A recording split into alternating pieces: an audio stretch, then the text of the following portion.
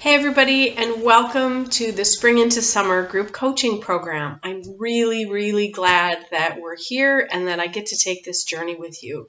It's going to be a great 12 weeks, so strap in and get ready for an interesting and fun and busy ride. Now, I wanted to cover a few housekeeping things before we start so that you have a little better idea what to expect and help you understand all of the materials you've received so far. So I'll get right into it. This video may be a little bit long, so I apologize. Bear with me. I'll try to keep most of the videos very short. First of all, please don't forget to fill out the forms that I sent you. The measurements form is really important because we need to have a baseline so that when we look back at how far you've come, we know where you started. Don't worry about the numbers. They're just numbers. Just take them as if you're measuring the dimensions of something in your house. They're just numbers. They don't define who you are. So let's get started with those. Make sure you submit them sometime this week. The photos also, I can't encourage you highly enough to get those photos done. You don't have to send them to me if that's uncomfortable, but it will be important for you to be able to see your progress as we go along the program, because success is not only measured on the scale. So I remember when I was doing this, my first year of coaching, I had only lost 2 pounds by the scale, but I had lost 6 inches around my body. So bear that in mind and get those done. And lastly, the bonus that you get with this program this time is 4 individual coaching calls. And those calls can be anywhere from 30 to 60 minutes, your choice. I would recommend scheduling one as soon as possible so we can get ready to set your goals, set your expectations. I can understand better what you want to accomplish, and we can tailor things to suit you. And then maybe one per month as we go along, or as often as you need. It's totally up to you. I'll be emailing out a link to my calendar so we can get those calls scheduled and set up as soon as possible. There are a few key philosophies that I operate by and the way that the habit-based coaching runs. So I thought I would share those with you. There are 5 really important things to bear in mind. Number 1, action. We can only accomplish these things if we take action. And you're going to be getting a lot of material over the 12 weeks. It's very concentrated in the way that normally this stuff would be spread out over 6 to 12 months.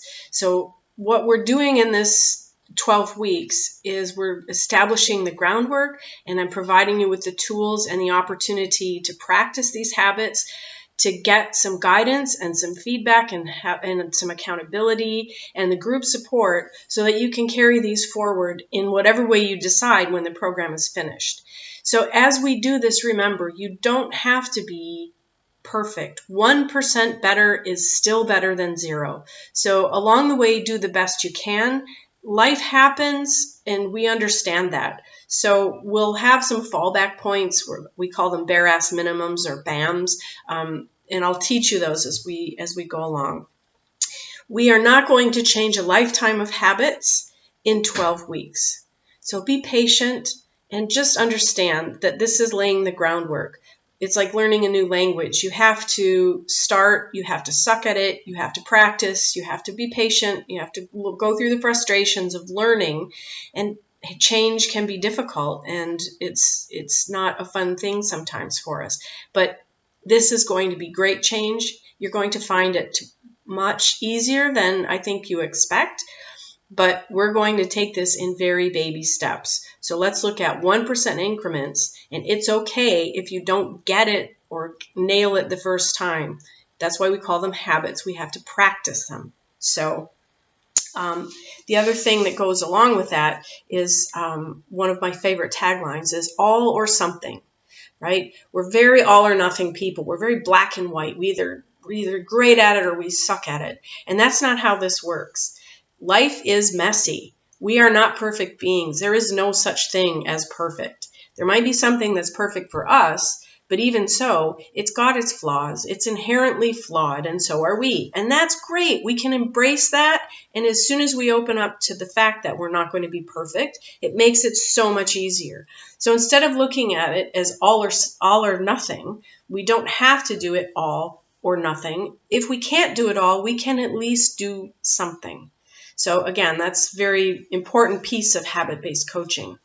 So we're going to learn to embrace our imperfections. We're going to learn that we can do something. We can always do something. Okay? Third, habit-based coaching is not about deprivation.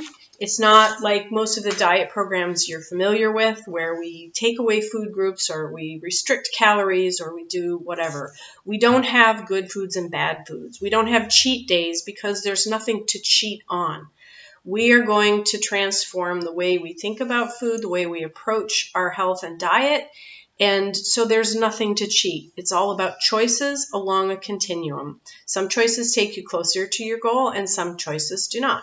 And that's okay as long as the choice is made consciously. Okay.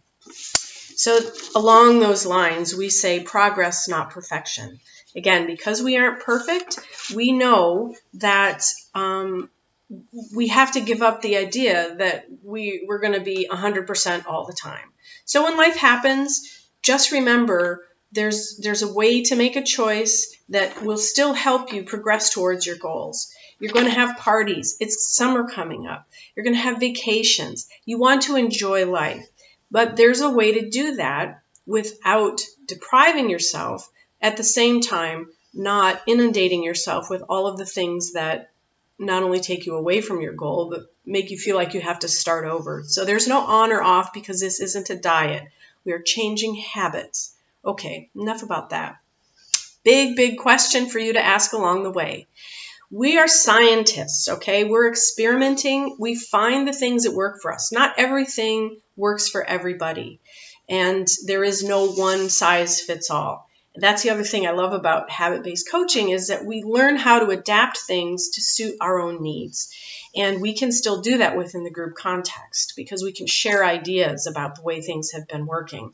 So big fundamental question, when you try something, you ask, how's that working for you? If you have tried something in the past that worked, how's that working for you now? Our bodies change, our mindsets change, our lives change, our circumstances change. And so along the way, even though something may have worked perfectly in the past, we get frustrated because it doesn't work now. So we just say, how's that working for me? It isn't. Okay, that means it's time for me to try something else. Because remember, the definition of insanity is doing the same thing over and over and expecting different results. So we're going to look at that question as we go along. Try this habit. We'll practice it for a week. How's that working for you? Does it fit well into your life? If not, how can we adapt it to work better for you? Or is it something we have to leave behind? Remember, even though the 10,000 filaments to invent the light bulb was kind of an urban legend, Thomas Edison did go through thousands of different experiments before finding things that worked when he was inventing the light bulb and other things.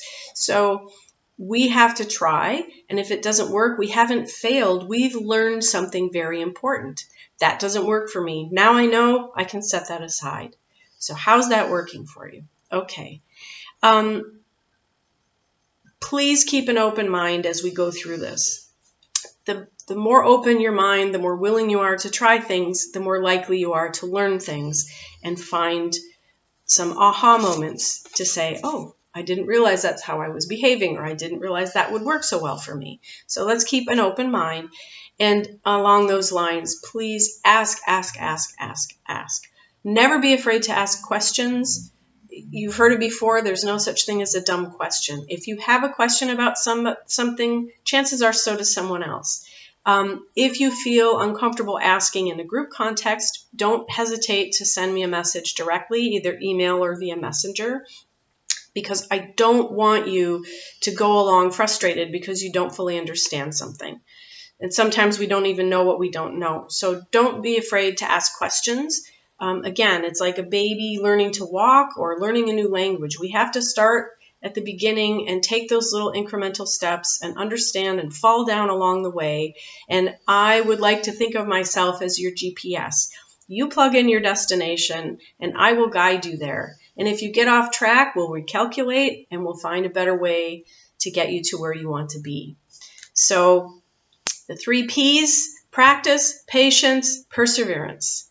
That will get you to your 4th P of progress. So I'm really excited again to take this journey. Thanks for your patience in listening through this video. Let me know if you have any questions, and I will be posting your first habit right after this. Have a great day.